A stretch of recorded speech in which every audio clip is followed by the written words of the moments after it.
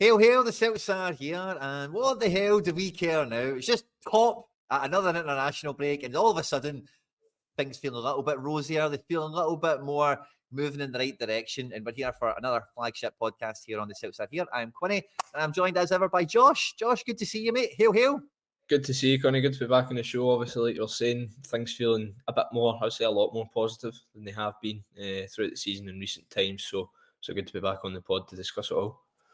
Yeah, for sure. And since we were on last week, we were talking about the need for the squad to really try and kill teams to actually play good football, and because every team we're going to be playing against is kind of going to play like St Johnstone. They're going to bank into the box, especially we're at Celtic Park.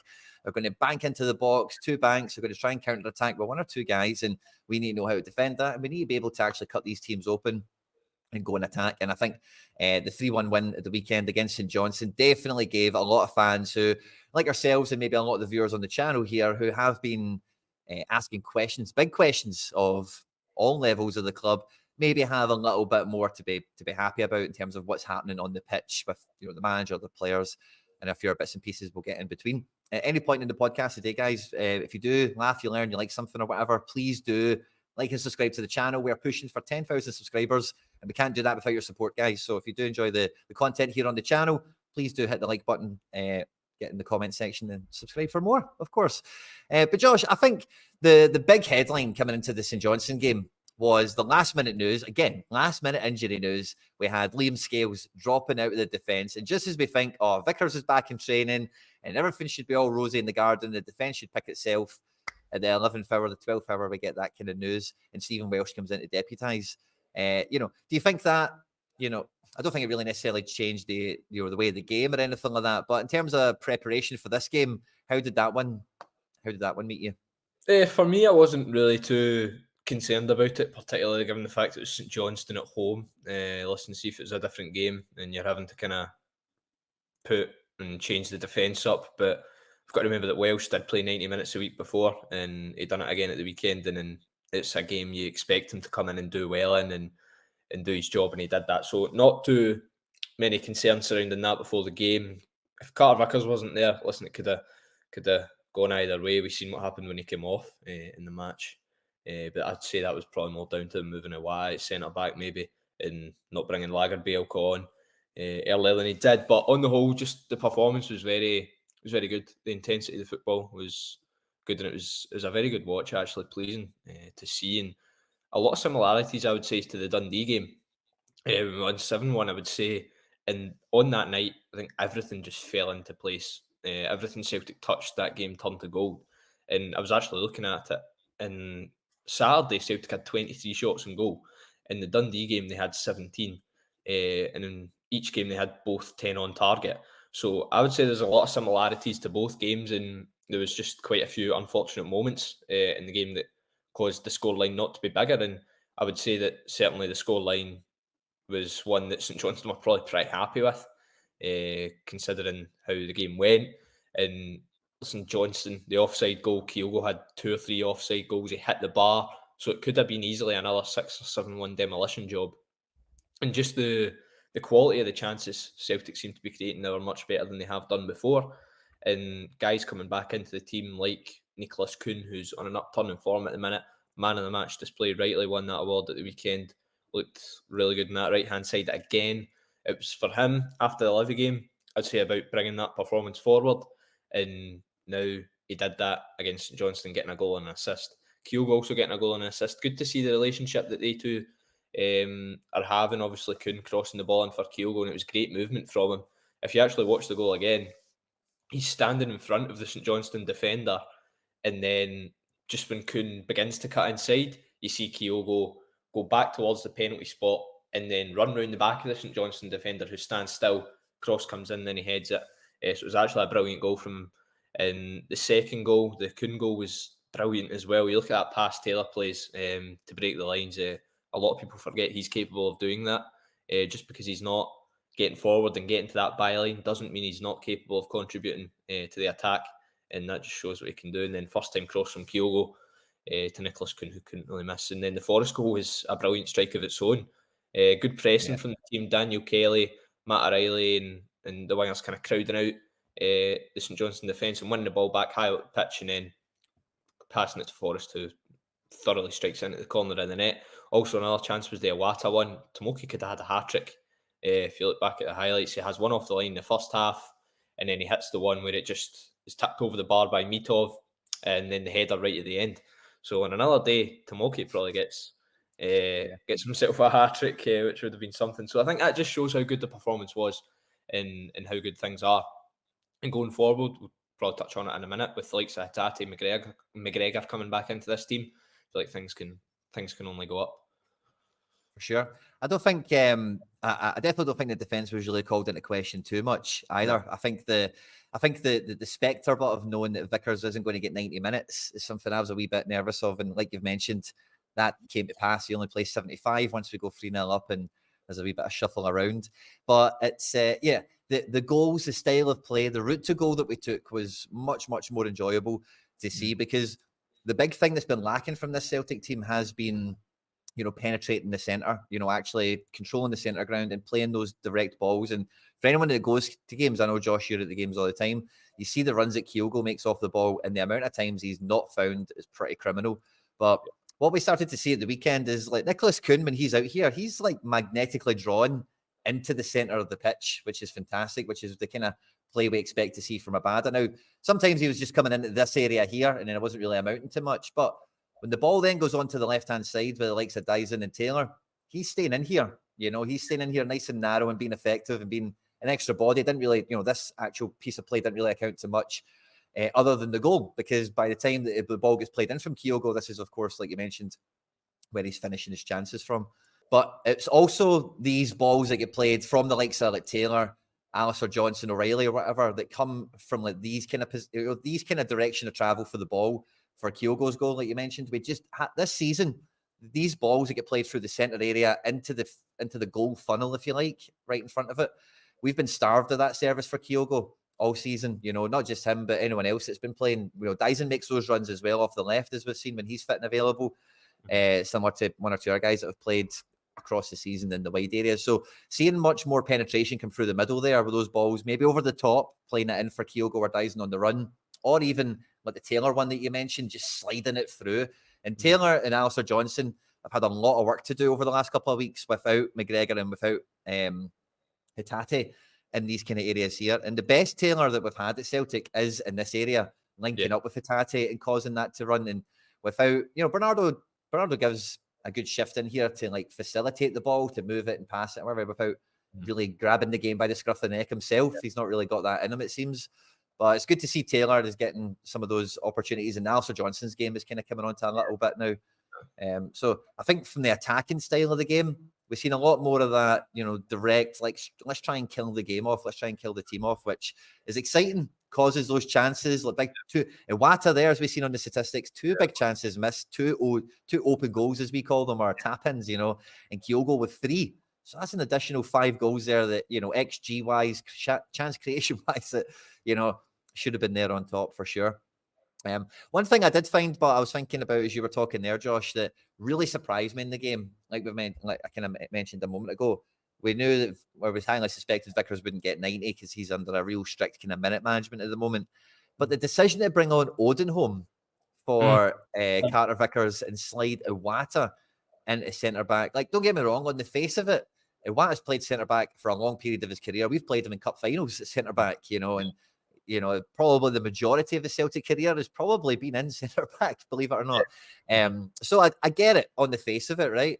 But with that guy that was causing us problems for them, like the one guy they had in attack, Sidibe or whatever his name was, and just the way we do concede goals in the league, having a wee guy up there just gives you a bit of a target. And I think that kind of came to pass for the goal they scored. 2 guys are on Iwata when it breaks in the box for one of them to peel off him and get the goal. And, I think we were all kind of scratching our heads at why isn't he bringing on Lagerbielke here? How did you kind of see that one unfold? When I seen Carter Vickers coming off, well, when I seen Home warming up, I thought, about to come on. I was like, it's not going to be Carter Vickers that comes off now, surely. But then he obviously comes off. And I actually turned around and said to my dad at that time, that's Gustav Lagerbielke's Celtic career over. Because when you think about it, he's not even getting on for the last 15 minutes or so at centre-back, and Brendan's putting a midfielder into centre-back. It tells you a lot. Obviously, probably should have gone with Lagerbielke, given the goal, because he's like, 6'2", and like you said, they're going to target a guy like Iwata. As much as you can be good defensively on the ball and things like that, you need to have a bit of height to play at the back, regardless. So it was a bit of a baffling decision, I would say, as well. Odenholm, I think last time he played was a Bucky Thistle game. So he's a guy who's not played as many minutes this season, particularly in the second half of the season. So to bring him on was even more strange. But at the same time, you've got to remember Celtic were 3-0 up at that point, and Brendan rectified the mistake straight away because he realised what was happening with it. And if St Johnstone go and get another goal, Celtic Park becomes very hostile, and it's a very different place. So for him to go and bring on Lagerbielke 5-10 minutes later says a lot that he realised he made the mistake, and fair play to him for rectifying it. So at first the decision was pretty strange, but good to see him kind of rectify it and make sure that things didn't go from bad to worse. Yeah. To say that was just probably the only part of the game that really took you by surprise. I didn't expect to see Odenholm. I didn't expect to not see Lagerbielke in that situation, and then eventually we did see Lagerbielke, like you mentioned.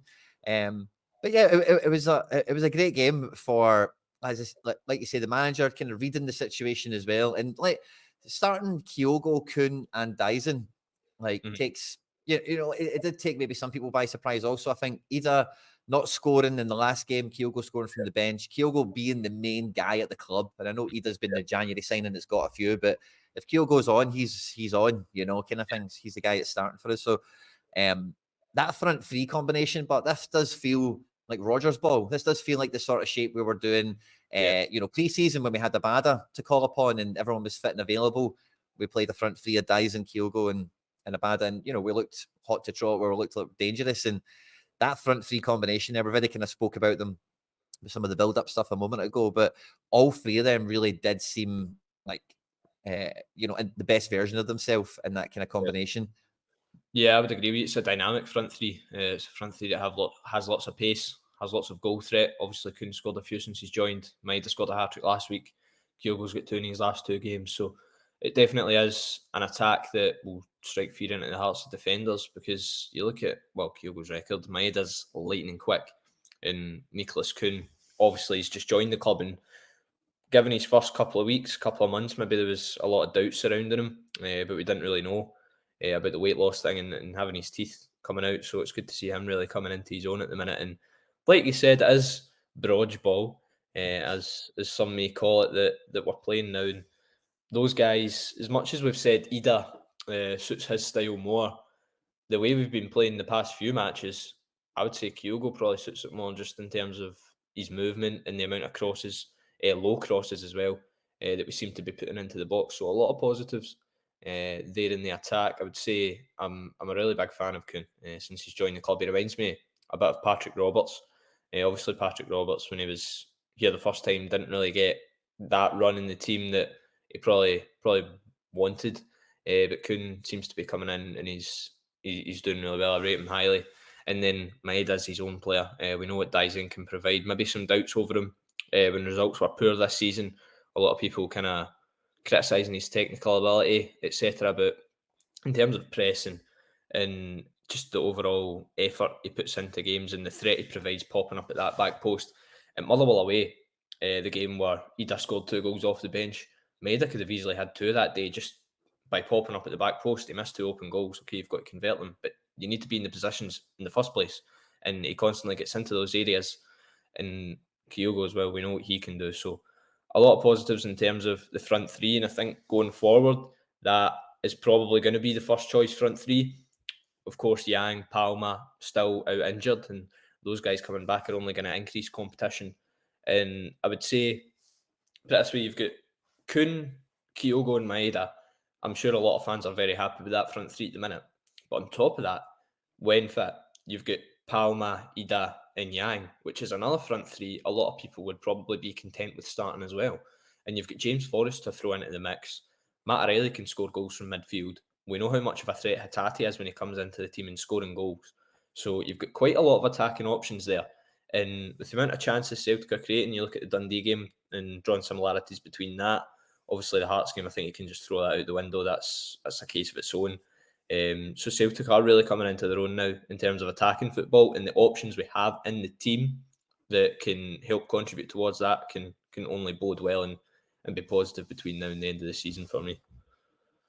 Yeah, for sure. Because it feels like, we've always had this season a big list of players, and it's like, oh, well, we've got all these options, but half of them have been out and half of them have been off form and whatever else.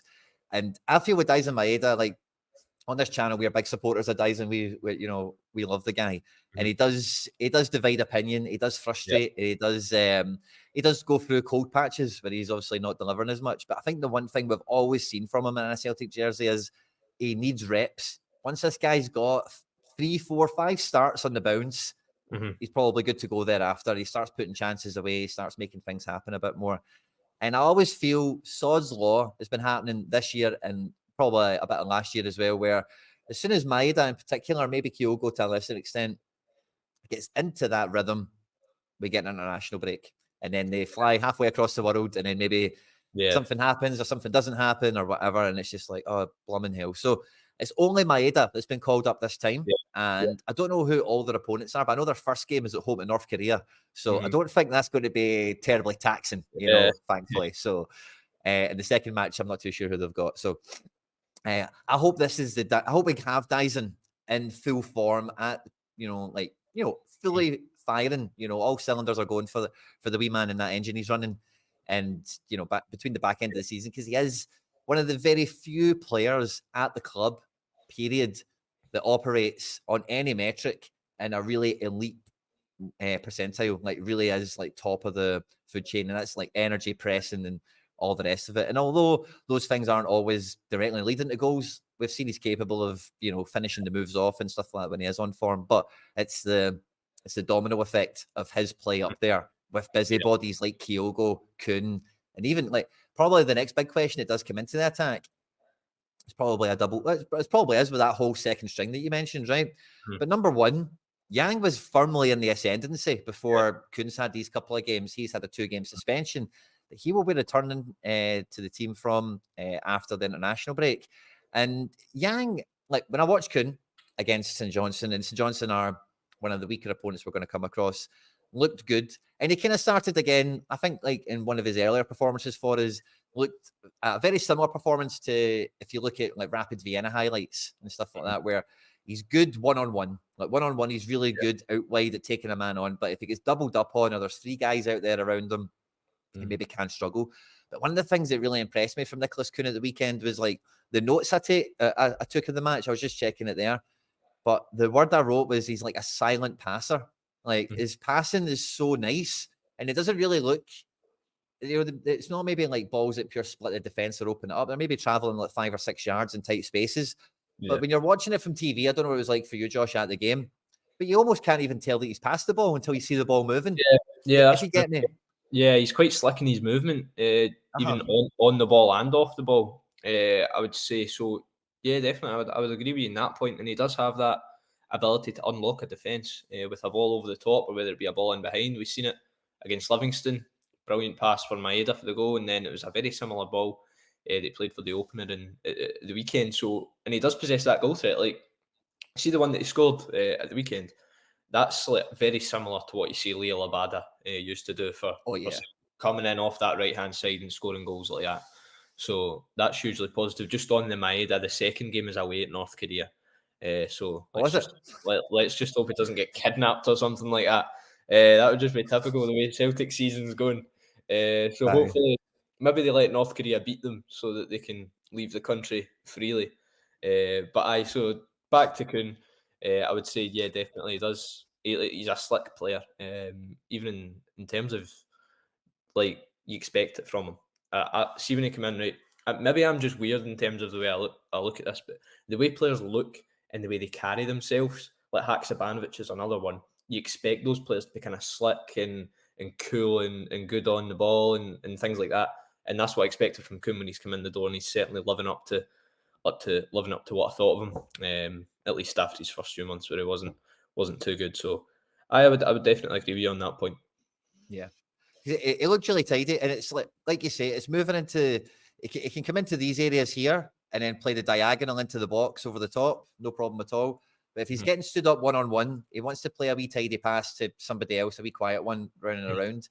But with Yang, it's completely different. Yang is very much running. He's on the ball. He wants to dribble. He wants to take somebody on, beat them, deliver. Yeah, he's like Yang is like the right-sided Maeda, I would say, and then you've got kind of Palma is the kind of player to who Kuhn is when he's on the left-hand side looking to cut inside on the right foot. So you've got kind of two different options, two options of each type of winger on each side. Didn't really think about that in terms of the duality there with Palma kind of offering what Kuhn does. I didn't really think about that. I get that now. But I was kind of mainly thinking like the spot on the right hand side is the main one that's available. Like Maeda's probably. I think certainly people that thought Palma would keep Maeda out of the team. I don't. No.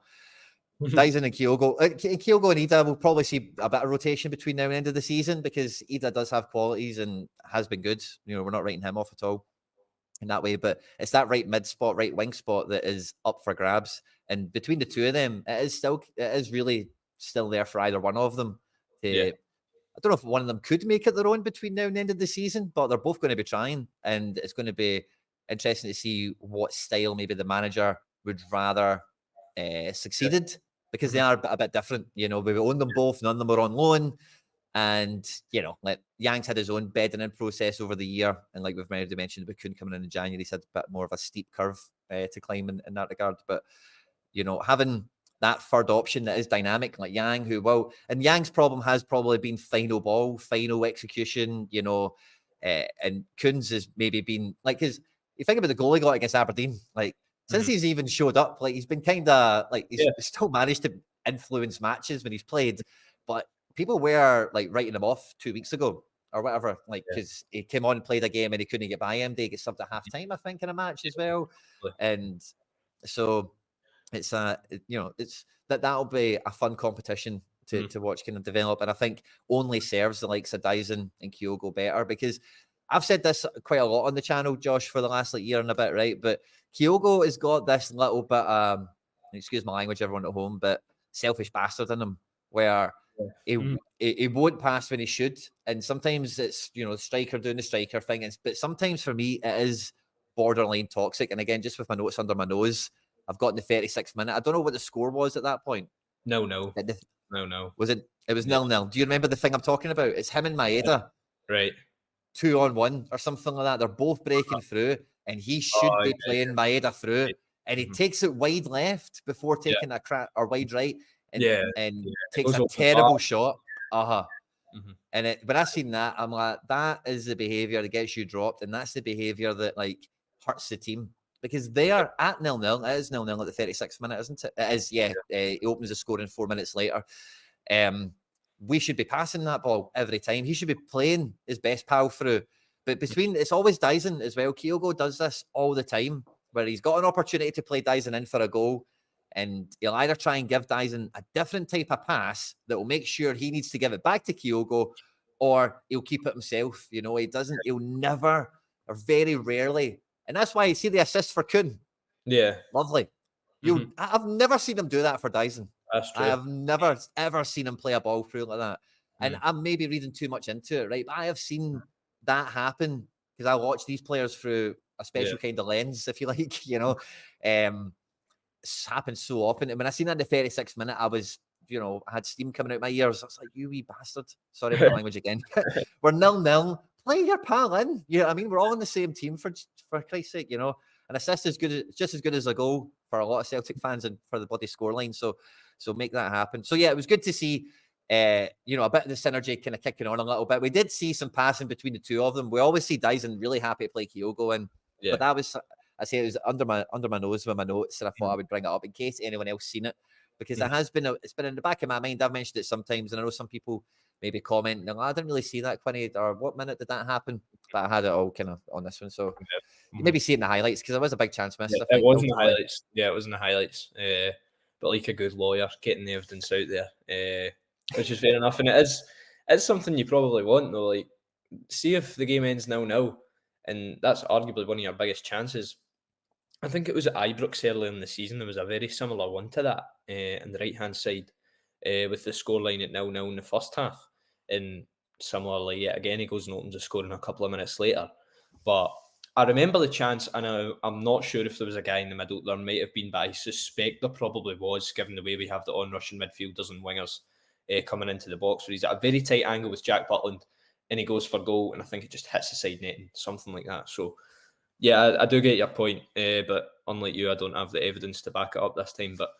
But certainly, that's something that needs to be worked on. Like with the wee man, he is a bit selfish, but at the same time, like you said, it's a natural number nine's instinct that they always just want to score goals, and probably in that situation, he knows that he has a decent chance of scoring. Whereas the one where he plays Kuhn in, he's like almost at the edge of the 18-yard line. He knows there's no chance he's going to score unless he beats three men, so he just fires it across goal, which is probably why he's played that. Because make no mistake, if he received that type of pass, say just to the left of the penalty spot, he's shooting straight away. He's not playing a cross in. But that's just natural striker's instinct. Of course, I don't mind it when it's like that, 12 yards from goal, that kind of stuff. Because fair enough, if you fancy it, take the shot. But it's those counters, and it's like you've got the defenders on the back foot, and you're rushing forward, and it's like, hey, it's Dyson and Kyogo on the counter, and the amount of times that they don't just pass, tap in, it's criminal, and it's really something that they too should come alive when that happens. But again, and I don't know if I'm reading too much into it, but the fact that Dyson always gets selected for Japan and Kyogo doesn't, like, I just don't know if there's a wee, I don't know what the word is, a wee envy, a wee jealousy, a wee bit of jealousy, yeah. That could be a point. Posting his Instagram the other day, what was it? I'm not afraid of failure or something like that. Posted a couple of pictures for the game, but it wasn't in the Asian Cup squad. So he'll be wanting to force his way back in. Make no mistake about that, to the Japan squad, and he probably is a bit envious of Maeda playing for his country. Who wouldn't be? Let's be honest. If you're at Celtic, and arguably at Celtic, he's probably held in more high regard than Maeda. It's Maeda who gets all the call-ups and goes to the Japanese national team. That probably says a lot more about what the manager thinks, Hajime Moriyasu, of them both, rather than actual how they're playing. Because, listen, I feel if that Japan squad was announced tomorrow, Kyogo's probably getting a call-up, given 2 goals in 2 games, coming on to a bit more form, potentially. But at the same time, he has to work for it. As much as he can be envious of Maeda, he scored before yesterday, or before the Livingston game, sorry, he'd scored 2 goals in 2024. So he does need to work for it and ensure he's scoring and contributing to the team, because between now and the end of the season, Celtic need him, undoubtedly. And just in terms of coming into form now, it's the perfect time. Goal against Livingston, goal against St Johnstone. He'll start against Livingston at the Tony Macaroni, I have no doubts. If he gets a goal there, that's 3 goals in 3 games going into Ibrox.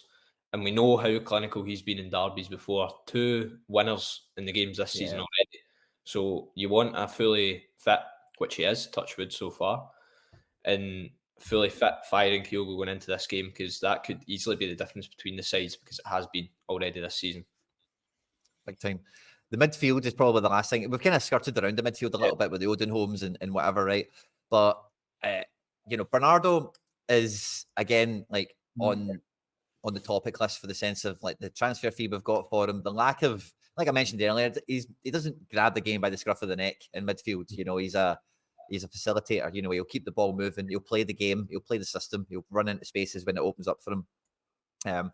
But interestingly, in the game, as substitutes went on, we've seen O'Reilly drop into the sitting, and we just let Odenholm and Kelly just come on and just get busy and just run in amongst it. And I quite like that idea, because talking back to pre-season, like we did earlier, the pre-season was McGregor sitting with Turnbull and O'Reilly, like, his forwards. They were both really, really high opening game of the season and in Japan and everybody else we played pre-season. And again, just through form and player selection, we've not really seen that kick off. We've seen him try it when he's played Turnbull and O'Reilly, and it didn't really pick up too well.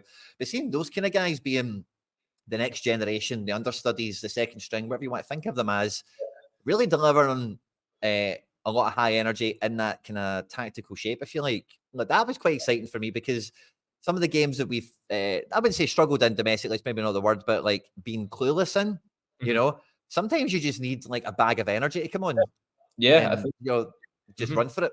definitely it was evident in the goal. Daniel Kelly was right up there pressing for Forest's one.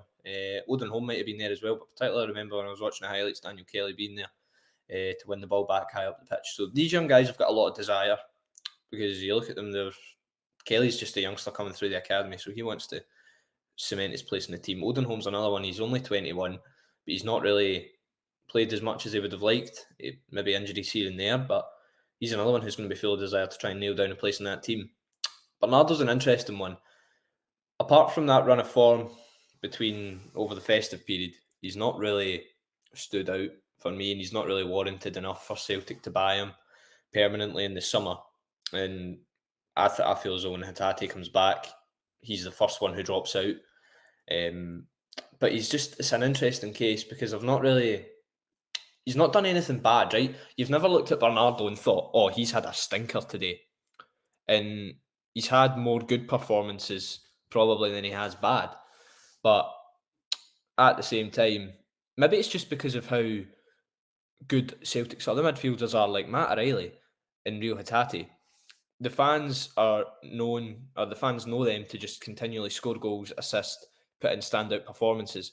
Whereas with Bernardo, he's not that type of player. Like you said, he's not going to take a game by the scruff of the neck. He's going to more look to just tick over well and play the safe pass, not really the long one and the risky one. And sometimes when you're midfield, you need those types of guys who calm it down and play the safe balls. Iwata's a good example of that, playing deeper. So it's an interesting case. Now, right now, if you were to ask me, would I sign him permanently, I would say no, and I don't think Celtic probably will sign him permanently. I think it's about the fees, 5-6 million, I think it's been reported. So is he worth spending that amount of money on, especially if you don't get Champions League qualification? Probably not, because I think there's better options out there. But you never know. He's still just a young player. He's only like a year older than what Odin Holm is. And listen, he has showed it in flashes. And if he goes in a run between now and the end of the season, well, hey ho, you could sign him. But I don't know. He's just an interesting case, Bernardo. He seems, when you come at the Benfica Academy, you're going to be talented, and he has shown that talent. That assist for Greg Taylor away at St Mirren, where he just dinked it over the top, was absolutely sublime. And he does get into those positions. That's undeniable now, even in the St Johnstone game at the weekend. And like he was against Rangers, he's getting into those positions. He just needs to show that talent and that finesse a bit more often, and that goal scoring threat more often for me. Yeah. I'm not convinced that there's much he can do between now and the end of the season. I think he's had enough time, enough minutes, and as soon as we see like Hatate and McGregor come back in, like I think he's dropped immediately. I would say he's probably going to be a bit part player, especially Livingston. Hatate expected back. He probably starts the game actually. Maybe that's his last chance to kind of say to Celtic why they should buy him permanently. But he gets dropped out when Hatate comes back, definitely. So injury concern wise, we've had Carter Vickers kind of given the all clear. We kind of knew he wasn't going to get the 90 at the weekend. We're quite happy with where he's at the moment. There is, I don't know if you mentioned this before we recorded or not, but maybe there's a school of thought that maybe thinks that Carter Vickers doesn't play the Tony Macaroni or the spaghetti had. But would you think Hatate would come straight back in for that game? Nah, I don't think he does. I think maximum plays 20 minutes, half an hour off the bench. Brendan Rodgers, and it's been said that there's going to be a bounce game during the international break to get him up to match sharpness, and a couple of the other guys, which is good because you want to get Hatate, who hasn't played. I honestly can't remember the last time he played. He's got like 9 games or something this season, so getting him back up to that level of sharpness required to play in a first team match, you need to get him there. So I don't think he starts the Livy game, especially in a plastic pitch. Like Brendan, like we said with Ange, he didn't really care about it being a plastic pitch, whereas Brendan seems to more. He always mentions it when you play Livy and other teams like that, Kilmarnock. So I don't expect Hatate to come straight back into the team, but he probably plays 20 minutes. And honestly, I don't think he starts at Ibrox as well. I think the midfield at Ibrox is going to be Iwata, McGregor, O'Reilly, and Hatate gets the last 20 minutes, half an hour to try and influence the game, which I think is fair enough. And after that, maybe you look towards giving him a start. It's just a delicate situation because the injuries he's had this season, he's had a couple. Both of his calves have had it, so you need to manage him carefully. You don't want to do what potentially is Celtic have been guilty of doing with Carter Vickers before and putting him straight back in because he's that crucial to the team. And it just makes the situation even worse. So you don't want to do that with Tate. Draft him back in. He plays 20 minutes. That'd be the ideal scenario against Livingston. And then another 20 minutes, half hour at Ibrox. Because even in that, he's that good of a player that even if he's 70, 75% fit, in 20 minutes, he can change a game. Because that's just how good he is. So especially at the end of a match. Definitely. When other players are tired, a 70% Hatate coming on for that last 20 could change it and unlock a defence. So it's only positive, even if you have him for that short period of time in a game. See, as we're talking about it, I'm not sure I'm that confident to bring him on if we're winning the game, but because he does love a wee bit of running about, you know. Even gaps, that's a fair point, actually. Aye. He does love to run about a bit, and sometimes he doesn't love to run about a bit. So it's just a wee thought that occurred to me there. Yeah. But yeah, Callum McGregor, I think, is not as bad as everyone feared. I think we were chatting about it last week when there was the three of us here. But like the only quotes from Rodgers had said, like, we don't know how bad it is, but we're just going to imagine he's not here until after the international break. And if it's anything different, then great. And that's kind of, he's kind of backed those quotes up again. So good to hear that the captain should be back in for the running, most crucial time of the season, which should be good. Carter Vickers and Situ and Hatate alongside with Palma. Really, that's the last of the injury crusade, isn't it? Really, at the squad, we're finally maybe dealt with them all and got the full training complement and then the full squad to pick from again.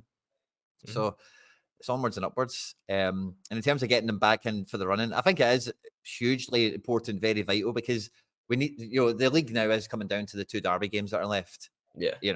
And you need to have a squad that's capable of beating them. And they've not been as terrible as they were at the beginning of the season. Let's say some of their signings have done a little bit better. And, we won't go into them too much as isn't previewing them as such. But I do think, if we can come out the international break without any of these banana skins that would tend to pick up during the international break, having the squad at full fitness cannot be understated how important it is.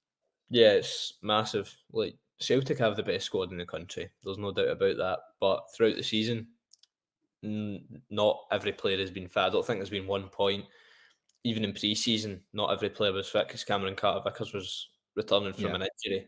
So it's massive if every single player can get back, because in each position, apart from probably one or two, left back and potentially right back and goalkeeper, you've got two players who are capable of probably starting in each position. So having that competition for places only drives the players further on, and just everything about having a fully fit squad. Because like Tate, McGregor, who are out at the minute, are two of the best players in the country. And when you get them back, that makes even more of a difference. When you get other guys back like Carter Vickers, as we've seen, the difference he makes to the backline is massive. And Yang as well, he'll just provide a different dynamic out in that right-hand side. He'll probably come on at Livingston for the last 30 minutes, 20 minutes, and he's not even one that's been injured. He's just been suspended. And Luis Palma, as much as a lot of fans are frustrated by his play style, you can't deny the numbers he's put up. Even without penalties, his numbers are still really good.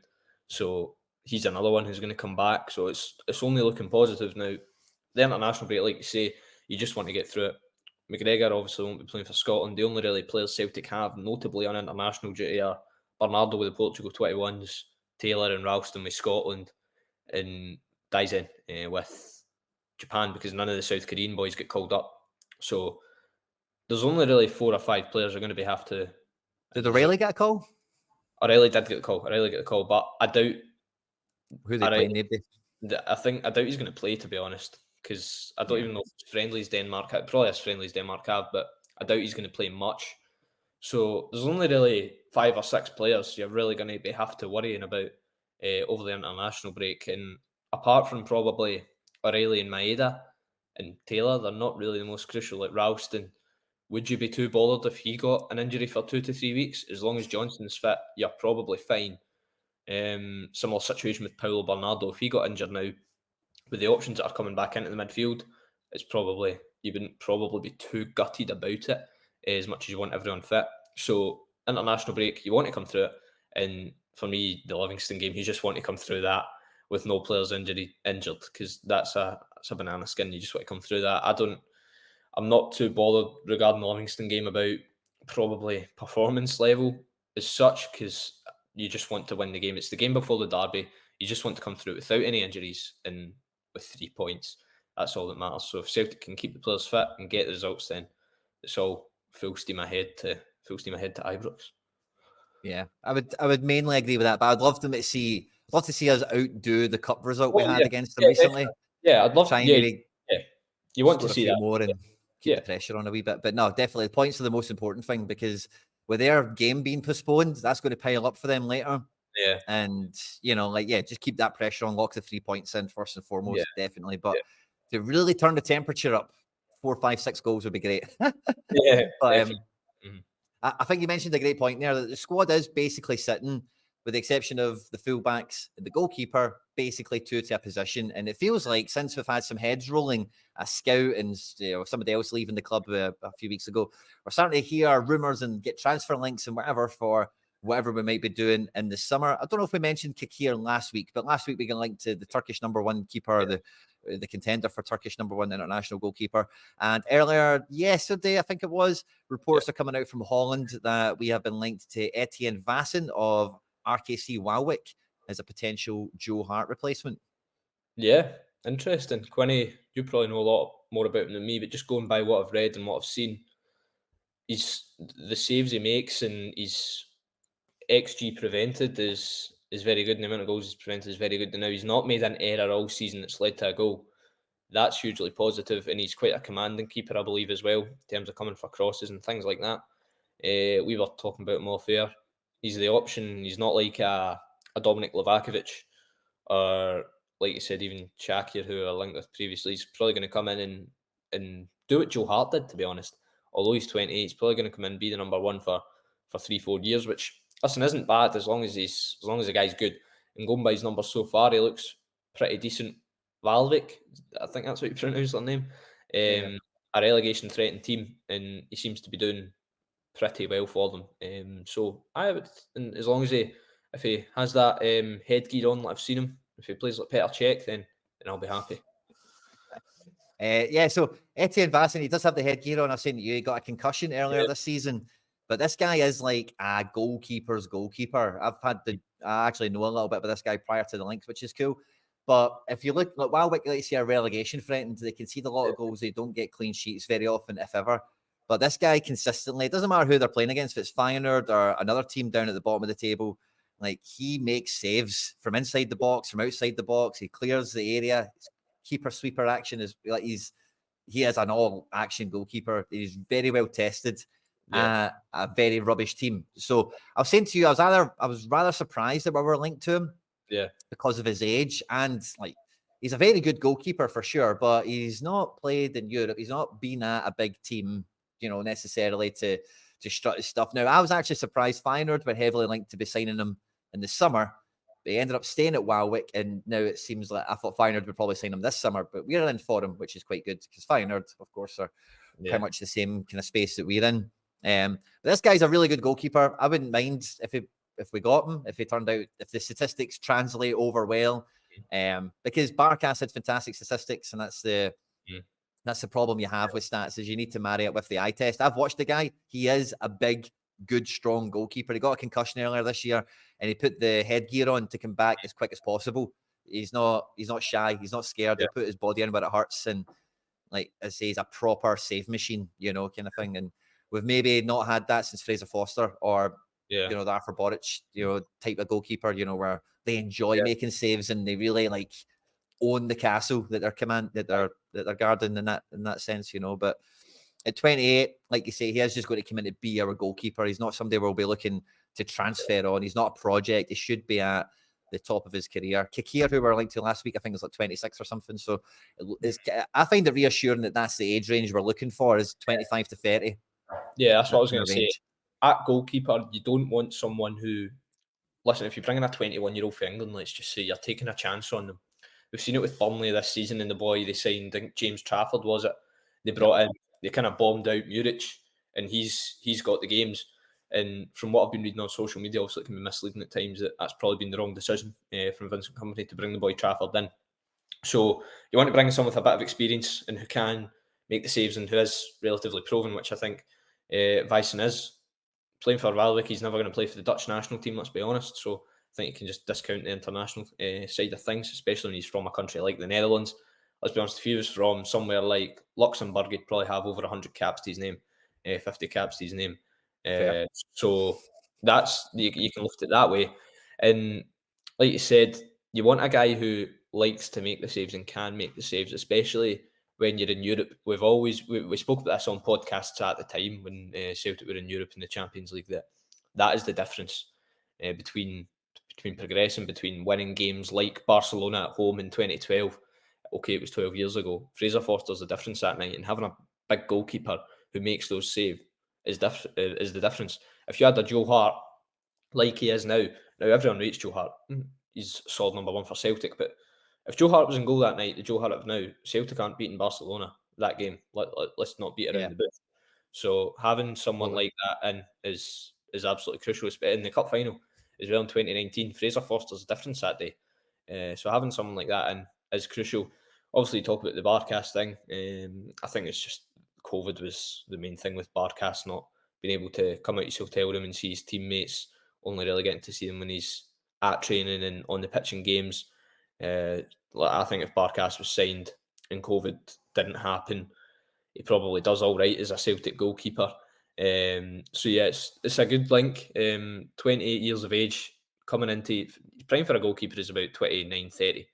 And he's not someone you're looking to sell on as well. So that's positive. And like you've said, it's only good and shows good signs that Celtic are looking at for the goalkeeping situation, not a project. If we were getting linked with, like, say, the Man City under-21s keeper, then there would maybe be a bit of concern, but you're getting linked with a guy who's proven in a top league in the Eredivisie, who has already been linked with teams like Feyenoord, like PSV Eindhoven.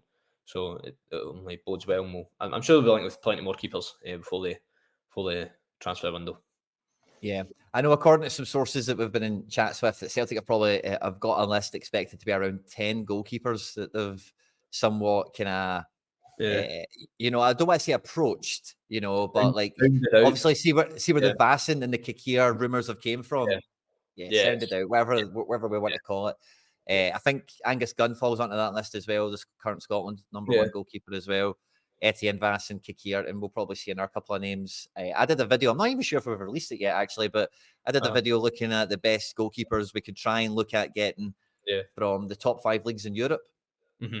I'm not sure if we've put it on the channel yet, I'm just going to have a wee peek, but there is actually a lot of goalkeepers out there. If this is the age range we're going for, I was worried that we would try and go young, or we would try and go like at the Joe Hart level again, go get a 34-year-old who has been there, done it, that's here for a medal before they retire. So I'm glad that somebody who's still got a career to shape, that's something that's important in modern football, I think, is motivation. Yeah, definitely. I think Vyson certainly falls into that category. At Waalwijk, and I was looking at other teams he's been with, he's not really been at a top club where he's got the chance to win trophies and compete for titles and play in European football. Celtic can offer him that. Listen, Feyenoord could offer him that as well. The report I seen, it was from the Netherlands or whatever it was. The words they used were concrete interest. So that's quite interesting. Free transfer as well. And if it goes belly up, you're not really losing anything financially, unlike you did with Barkas, $4.5 million. So that's good. And I'd be excited to see this one pull off. Yeah, it'd be good. And I say it's one of those ones where you're just crossing your fingers and it does translate and it does move up. And when we're talking about Europe, I'm thinking about the free kick we conceded at Feyenoord. A guy like this doesn't concede that free kick, as much as it was a world day or whatever. It's like, come on, man, you got to save that, especially with the red cards flowing. And when the result was tight, you're like, come on, man, halftime was just about there. Yeah. So a guy that can make that difference at least. Yeah, definitely. Lee Griffiths against Scotland, that free kick it wasn't out of this world. It was savable, and it was Joe Hart in goal. So I would say, like we said, the goalkeeper is the difference, especially in Europe. And even against Rangers in the derbies, that can be the difference. So yeah, massive. If I managed to get this one in, I would be quite excited. When I seen the name initially, and probably with a lot of fans that don't really know who the guy is, not too excited. But when you actually read more into him, he actually seems like a decent keeper. So it would be an interesting one. Yeah, for sure. And it'll be maybe another free transfer, 2 free transfer goalkeepers in a row for the board. So maybe their internal mathematics of writing off Barkas is maybe now balanced itself out ever so slightly. But one thing that the club are doing to maybe try and push some more money into the books, as if they need any more, is we're going back to America. You know, we're going back on a USA tour. First one in, I want to say 10 years, but it's been a long time since we went to America for a Yeah, preseason. definitely. I think it's like 2010, 2011, something like that.